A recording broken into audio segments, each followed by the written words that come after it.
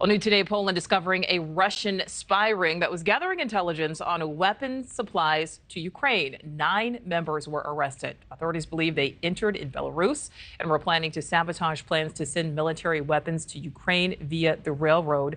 That group was monitoring railway lines near a military airport in southeastern Poland. It's the same airport where President Biden landed on his way to Kyiv just last month. So joining us now, Barry McManus, retired CIA and president of Global Traveler. Barry, as always, we thank you so much for being here. As you know, Poland just announced it will be the first NATO member to supply Ukraine with fighter jets, something Ukraine has been asking for. How does that play into all of this? Well, first of all, thank you, Nichole, for having me. What I would like to say first is that countries in conflict, whether it's in war or whether it's not in war or conflict, will always have spies attempting to obtain information to gain an advantage. So whether it's straight espionage or whether it's sabotage or terrorism or just collecting information is going to happen. So this is something that I don't think anyone should be surprised about. I think the most important thing is that this is the first public acknowledgement of such an action. So all of this is going to play into whether it's a actual organization that's sponsored by the Russian-backed separatists against Ukraine, or whether it's the Russian external service, the SVR, who are orchestrating this. But this is something that's going to happen in a conflict like this. Routinely.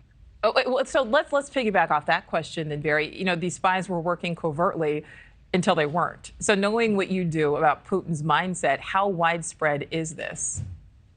Well, again, any good service, and I think the SVR is going to have agents trying to penetrate another country, whether they go through a neighboring country like Poland to get spies inside, illegals, et cetera, are going to be out there doing that. So the mindset of Putin, I'm sure he's behind understanding everything like this is being done. But you also have to understand there are Russian-backed separatists that are also in this fight.